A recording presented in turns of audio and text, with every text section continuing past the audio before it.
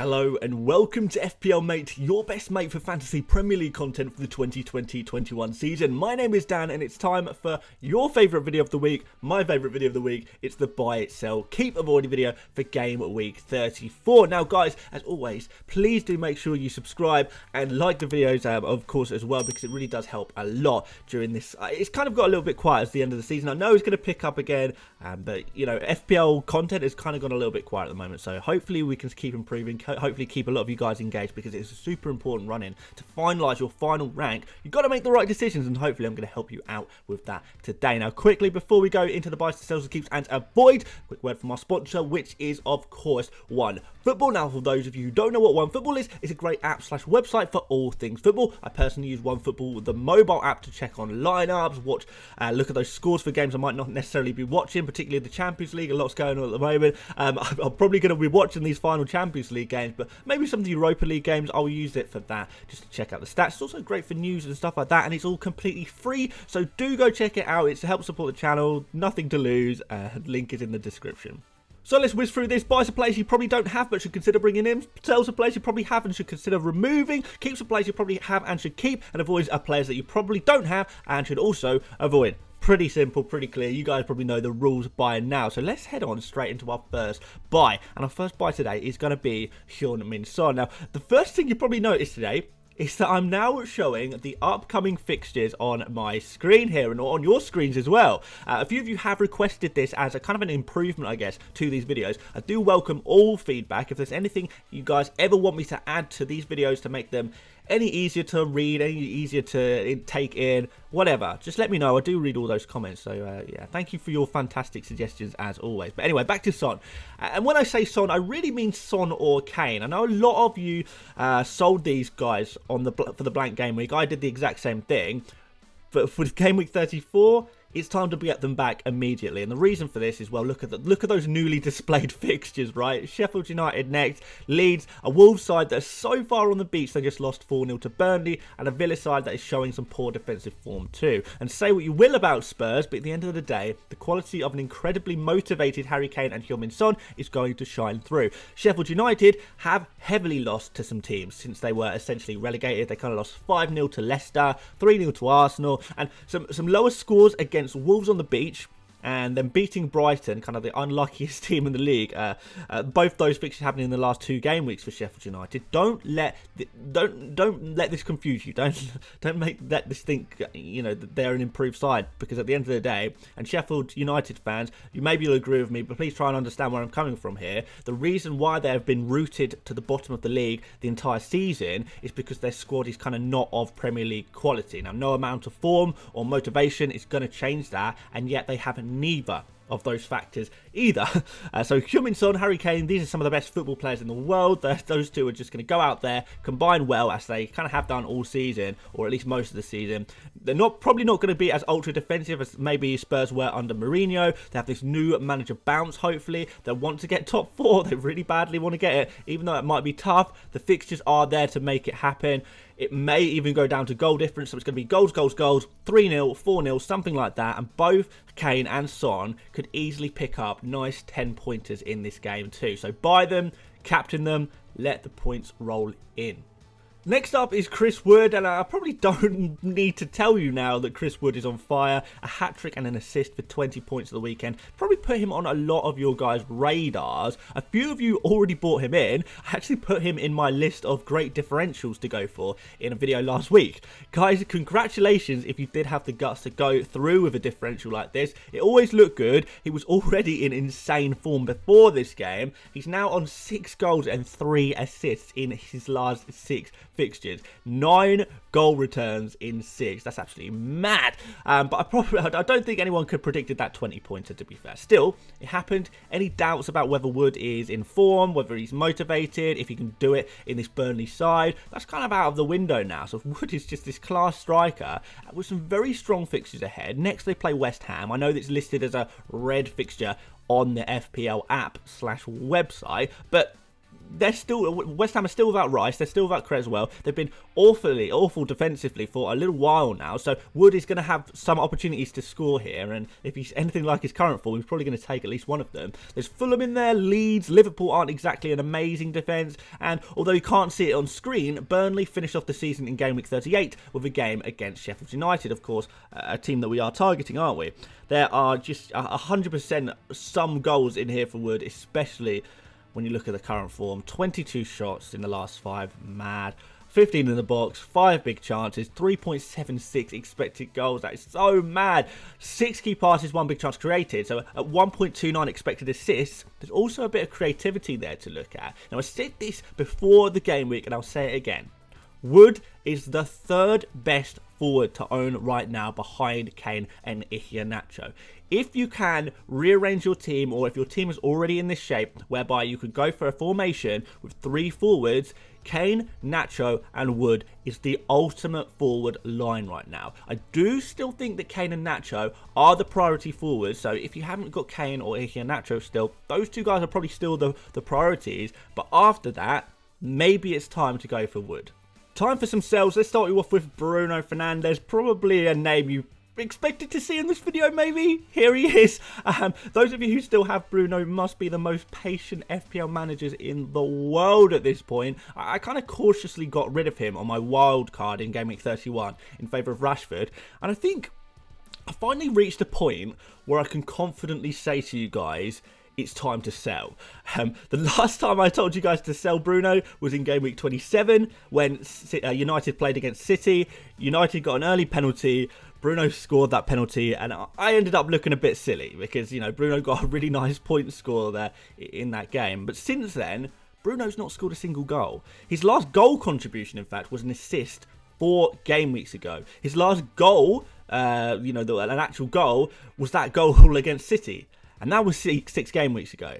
But this is where things get mad, guys. So his last goal that wasn't a penalty was an entire 10 game weeks ago against West Brom. Now, this is a player, one of the most expensive players in the game, wildly out of form. I mean, you can look at his stats here. 18 shots, only 7 of those are in the box, so they're kind of pot shots from outside the box.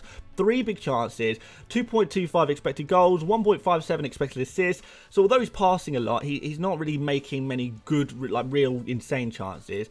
He's making a few, but not very many. You might look at these stats actually and think, oh, they're not that bad, are they, Dan? They look okay. Maybe we can wait and see it out. Maybe he gets the odd penalty goal or something like that. You know, the stats aren't horrible. But my point 6 weeks ago is kind of the same point as I'll make now. You can't spend 11.5 million on a player whose main source of goals is when the team so happens to get a penalty. You can look at these stats and say, yeah, they're pretty good. If these were stats of a player who is 7 million, 6.5 million, something like that, you know, even 8 million, you'd say, yeah, this is a player in some okay form, maybe we can get him in our team. 11.5 million for some decent-ish stats, but realistically only going to get points from penalties. That's just kind of, it's not good enough, because when the penalties dry out, as they have, so do the points, as they have. Think of all the fantastic players who are cheaper and outperforming statistically, in terms of form, kind of on all fronts. These guys can score from kind of different goals. They are key to the creativity in their teams. Think of, Salah's form, maybe Rashford. You can switch to Son for those fixtures. Greenwood is still playing really well. Lingard is the absolute GOAT. Maybe switch it up to 4 midfielders and get Wood, as your forward there. There are so many options. And I'm not saying Bruno's a bad player. He's been an absolute legend for FPL since he joined the Prem. But he's kind of out of form.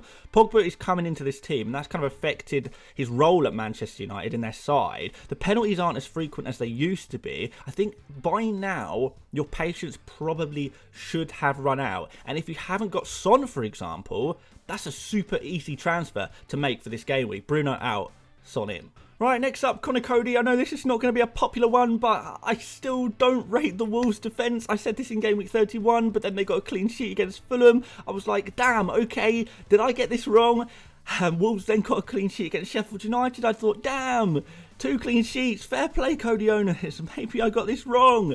But then I thought, hang on a minute. 2 clean sheets against literally the 2 weakest attacks in the league by a long while that much of an achievement when you look at some of the defensive performances before that from Wolves. I don't know. I don't know. So I said on the deadline stream last Friday, okay, Coady owners, well done for your clean sheet. You know, respect to that. When we look back, those were some amazing fixtures to target. Those 2 fixtures against Sheffield United and against Fulham. Clean sheets were always going to be on the cards there. Fair play.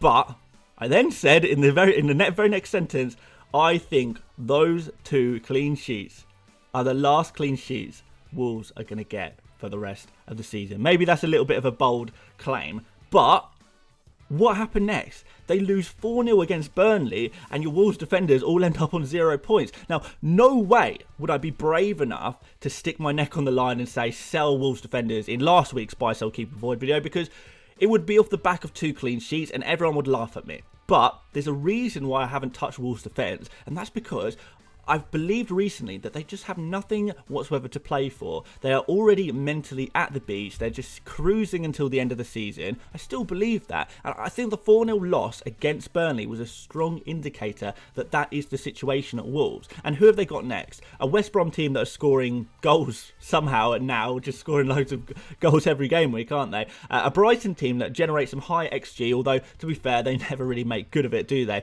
And even after that, you know, Spurs, Everton, Manchester United. Realistically, that Brighton game is going to be their only strong chance of a clean sheet for the rest of the season. And as you can see by Coady's stats on screen, clean sheets are going to be the only way he's ever going to get any points. So maybe you can keep him for 2 more games. Maybe you can bench him for this game, for example, and play him against Brighton and then sell him. Or maybe you say, if Burnley can score 4, a superior Brighton team can score 1. And predict that maybe there won't be any more clean sheets for the rest of the season. And even if there is, we're looking at 1 clean sheet in the next 5 games as a realistic target. For me, that's not good enough for a 5 million defender. If he's a 4.5 million defender that you can rotate or have off the bench in a state of emergency, fine. But this is relatively expensive.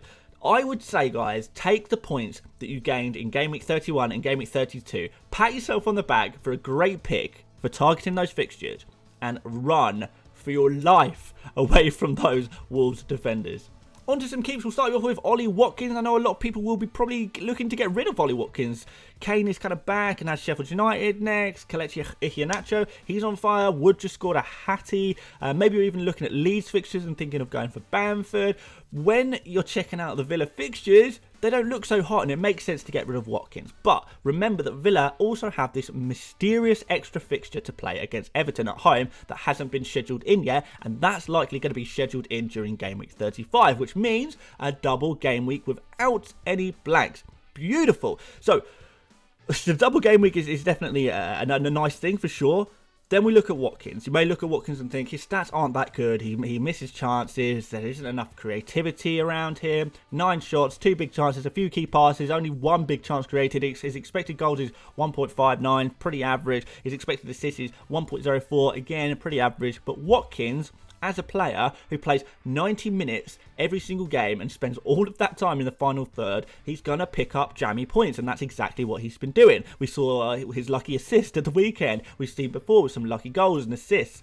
It's kind of similar to with Dominic Calvert-Lewin. When you have this super nailed-on striker who's basically a goal hanger, points will come. And that's how Watkins has 2 goals and 2 assists in his last 5 game weeks, which is actually really nice returns, right? He's overperforming his stats, not by pure quality of the player or team necessarily, but by making his own luck. And he's a kind of a good example of where the stats don't tell you everything. He's got a game against Everton next, that very likely double in Game Week 35. I think it would be wise to keep him for these 2 game weeks, and then maybe you can think about moving him on to maybe a Bamford or a Chris Wood.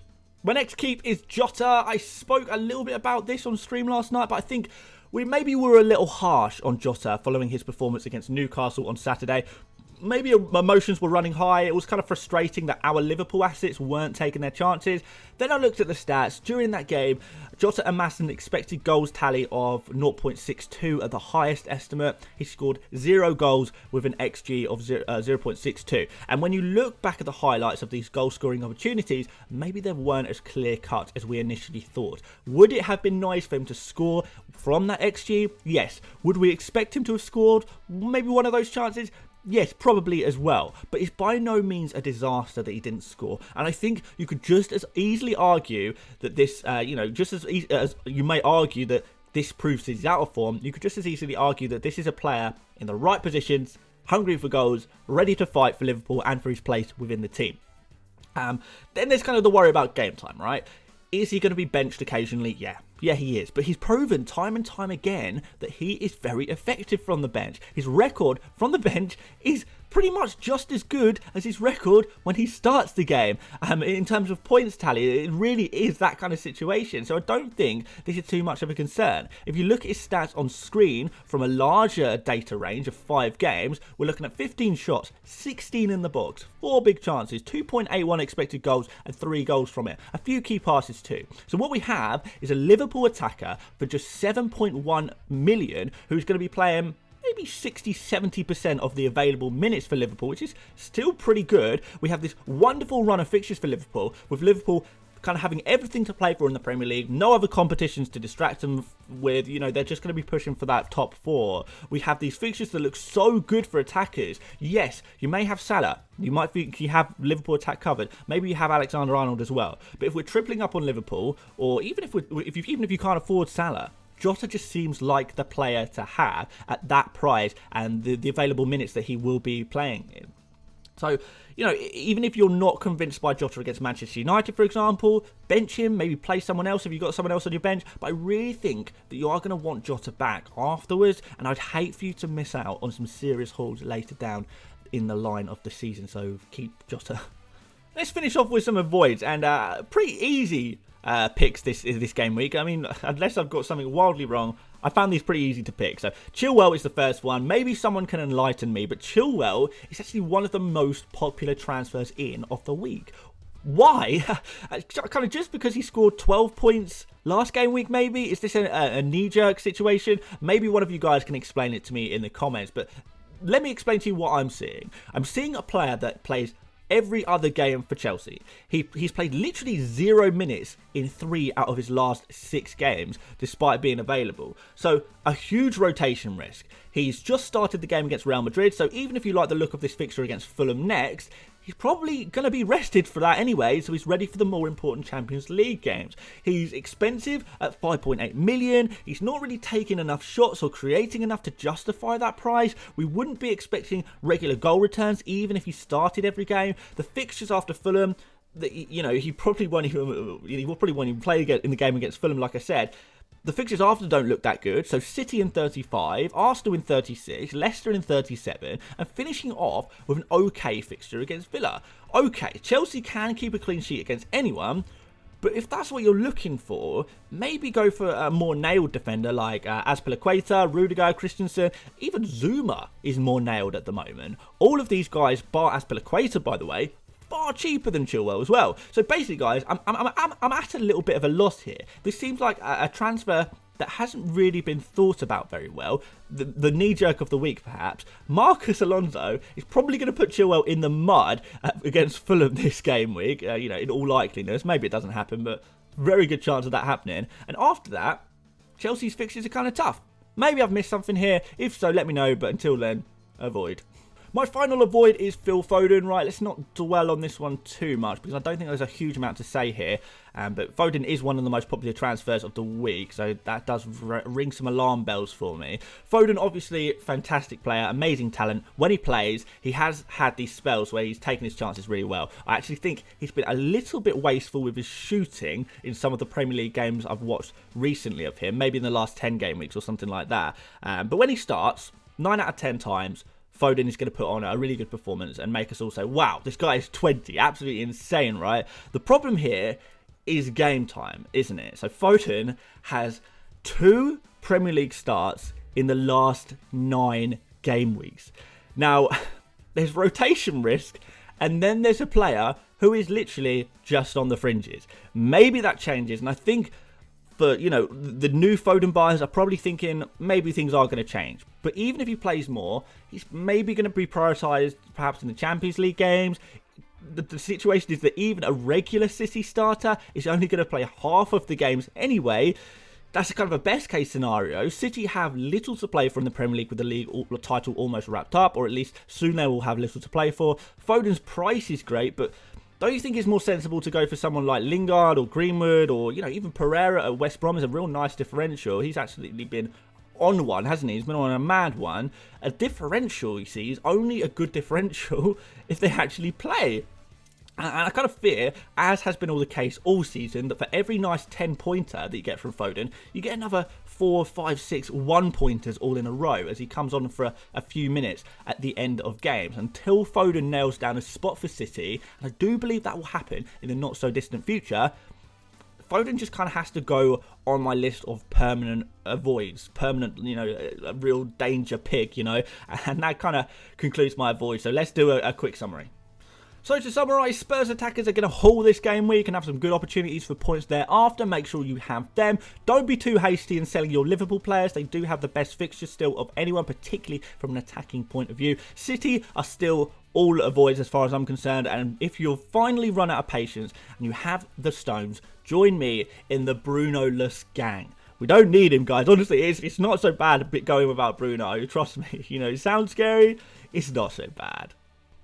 And that concludes this video, guys. Like I say, if you did enjoy it, please do leave a like. Really, really helpful for the channel. Subscribe if you're new around here. Of course, if you want to check out OneFootball, the link is in the description and in the comments as well if you want to check that out. If you've got any more feedback for me on this channel or how you think I could improve these videos and make them easier for you to understand and consume, then absolutely let me know and I will take all criticism or whatever on board. I love to make better stuff for you guys, obviously. So there we go, guys. Twitter, Instagram, stuff like that, all in the description. Go check that out as well. And aside from that, I think I've waffled on enough. Thank you so much for watching, and I'll see you tomorrow, guys, for my team selection video and some score reveals. Went pretty well this game week. Look forward to seeing you there, and I'll see you later, mates. Bye-bye.